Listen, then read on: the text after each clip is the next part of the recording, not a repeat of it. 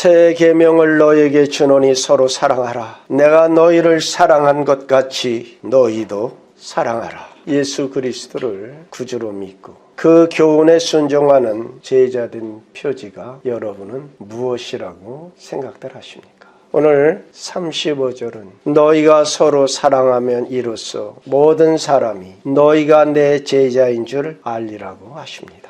예수 그리스도의 참된 제자된 표지는 서로 사랑으로 표현되어집니다. 이를 본문에서는 새 계명이라고 말씀해 주셨습니다. 우리는 이 시간에 새 계명을 함께 상고하며 그 교훈을 우리의 삶에 적용하는 그러한 귀한 시간이 되었으면 합니다. 그러면 새 계명은 우리에게 무엇을 말씀하시느냐 하는 겁니다. 첫째는 형제 사랑에 대한 계명입니다. 10계명의 1계명에서 4계명은 수식적으로 사람이 하나님을 어떻게 섬길 것인가를 말씀하여 주시며 제5계명에서 10계명까지는 수평적으로 사람이 사람을 어떻게 사랑해야 하는가를 말씀해주고 있습니다. 그리고 공간복음에서는 큰 계명을 교훈해주고 있습니다. 마태복음 22장 35절 이하의 말씀을 보면 한 율법사가 예수님을 시험하기 위하여 선생님, 율법 중에서 어느 계명이 크니까라고 묻습니다. 이에 예수님께서 4계명을 신명기 6장 5절로 요약하여 말씀해 주셨습니다. 내 마음을 다하고 목숨을 다하고 뜻을 다하여 주 너의 하나님을 사랑하라 하셨으니 이것이 크고 첫째 되는 계명이라 하시고 이어서 제5계명에서 제10계명까지를 레위기 19장 18절로 요약을 하여 이렇게 인용해 주셨습니다. 둘째도 그와 같으니 네 이웃을 네 자신같이 사랑하라 하셨으니 이 두 계명이 온 율법과 선지자의 강령이라 하셨습니다. 공간복음서는 구약적 교훈을 따라 하나님 사랑, 이웃 사랑, 원수 사랑에 초점을 맞추어 가르치고 있습니다. 요한복음에서는 이와 같은 사랑에 관하여는 언급하지 아니하시고 요한복음 15장 12절로 13절에서 내 계명은 곧 내가 너희를 사랑한 것 같이 너희도 서로 사랑하라 하는 이것이니라. 사람이 친구를 위하여 자기 목숨을 버리면 이보다 더 큰 사랑이 없느니라고 새 계명의 본질을 말씀하십니다.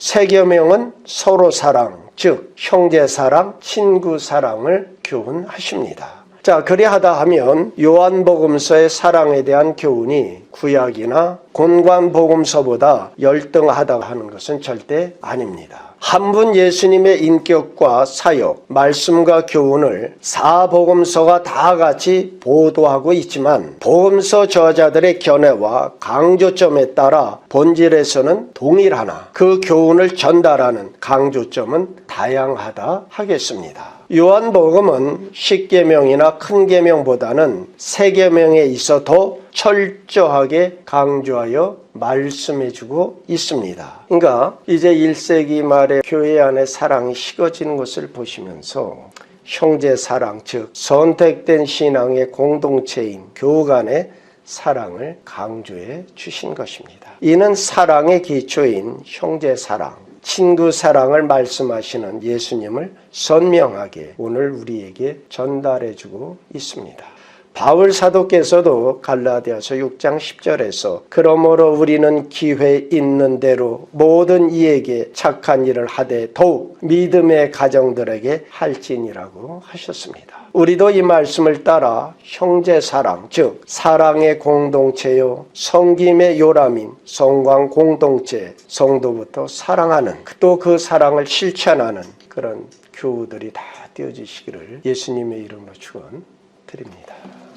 또한 새 계명은 사랑할 것을 명한 계명입니다. 오늘 본문에서 서로 사랑이란 어휘를 2번 35절에서 한 번 사용하고 있습니다. 그리고 요한복음 15장 12절에서 내 계명은 곧 내가 너희를 사랑한 것 같이 너희도 서로 사랑하는 이것이니라 하시고 17절에 가서 내가 이것은 너희에게 명함은 너희로 서로 사랑하게 하려 함이라 하시고 요한일서 3장 11절에도 우리는 서로 사랑할지니 이는 너희가 처음부터 들은 소식이라. 또한 4장 7절에 사랑하는 자들아 우리가 서로 사랑하자. 사랑은 하나님께 속한 것이니 사랑하는 자마다 하나님으로부터 나서 하나님을 알고 11절에 사랑하는 자들아 하나님이 이같이 우리를 사랑하셨은즉 우리도 서로 사랑하는 것이 마땅하도다. 이와 같이 서로 사랑을 강조하고 있습니다. 이는 사랑을 받는 것만으로 끝나서는 안 됨을 우리에게 교훈해 주시는 것입니다. 사랑하는 성도들이여, 여호와 하나님이 우리를 사랑하심을 믿습니까? 사랑받는 자로 사랑하시기를 부탁드립니다. 아멘. 오늘 우리 성광교회 온 성도님들은 사랑의 통로들 되시기를 소원합니다. 아멘. 한 번 사랑을 받을 때 한 번 사랑을 표현하고 전달할 수 있도록 노력해야 합니다. 서로 사랑은 먼저 사랑이라 할 수 있습니다. 한번 따라 합시다. 서로 사랑은 먼저 사랑이다. 네. 우리는 곁에 있는 믿음의 형제를 먼저 사랑해 봅시다. 사랑을 먼저 받으면 말로라도 그 사랑을 갚을 줄 아는 그런 성도들이 되도록 힘쓰시기 바랍니다. 네. 그리하면 우리 교회는 사랑의 공동체가 되고 섬김의 공동체가 되는 겁니다. 그러면 형제 사랑, 친구 사랑, 서로 사랑을 어떻게 실천해야 하겠느냐 하는 것입니다. 사도 요한은 세 계명 즉 서로 사랑을 요한복음 15장 13절에서 사람이 친구를 위하여 자기 목숨을 버리면 이보다 더 큰 사랑이 없다라고 정의해 주셨습니다. 이 말씀에서 친구를 위하여 목숨을 버리는 것보다 친구를 위하여란 말씀에 강조점이 있는 것입니다. 즉 사랑의 동기를 더 중요시한다 하는 것입니다. 성경에 사랑의 장으로 불려지는 고린도전서 13장 3절에서 사랑을 이렇게 정의해 주십니다. 내가 내게 있는 모든 것으로 구제하고 또 내 몸을 불사르게 내줄지라도 사랑이 없으면 내게 아무 유익이 없느니라. 그러니까 무엇을 강조하고 있어요? 동기를. 우리의 마음의 동기를, 우리 중심에서부터 우러나는 사랑을 강조하고 있는 것입니다. 그러므로 사랑의 동기가 아닌 데서 출발한 구제, 봉사, 희생, 교제, 대화, 만남 등은 유익이 없다 하는 것입니다. 그러나 사랑의 동기가 된 것이라면 말 한마디, 냉수 한 그릇도 위대한 가치를 지닙니다. 주께서 너희가 내 이름으로 소자에게 냉수 한 그릇을 대접한 그 상도 잃지 아니하리라. 사랑의 동기로 냉수 한 그릇을 대접하더라도 마지막 날에 그 상을 받을 것입니다. 하루아침에 갑자기 우리가 목숨을 버릴 사랑의 단계로 나갈 수는 없습니다. 사랑의 마음과 자세를 가지고 사랑의 걸음마부터 한 걸음 한 걸음 훈련하고 배워나가야 하는 것입니다. 우리가 어떤 일을 행하면 그것이 습관이 되어지고 습관은 인격을 낳게 되는 것입니다. 여러분, 자그마한 사랑이라도 실천하십시오. 그 실천이 여러분의 습관이 되어지고 그 습관이 여러분의 인격이 되어지시기를 주의 이름으로 축원드립니다. 사도 요한은 요한일서 3장 18절을 통해 사랑의 첫걸음을 말과 혀로만 하는 사랑이 아니라 행함과 진실함으로 사랑의 인격을 다듬어가는 일로 교훈하셨습니다.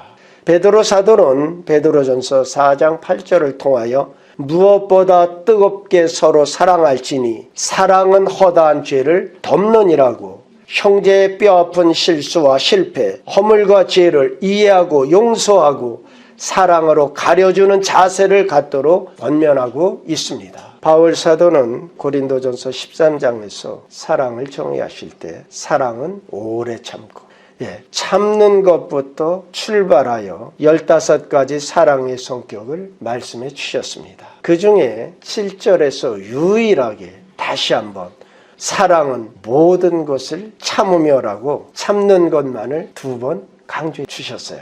그러니까 무엇이에요? 오늘 우리가 신앙생활한다, 사랑을 한다는데 무엇이 제일 어렵다? 참는 것이 어렵다.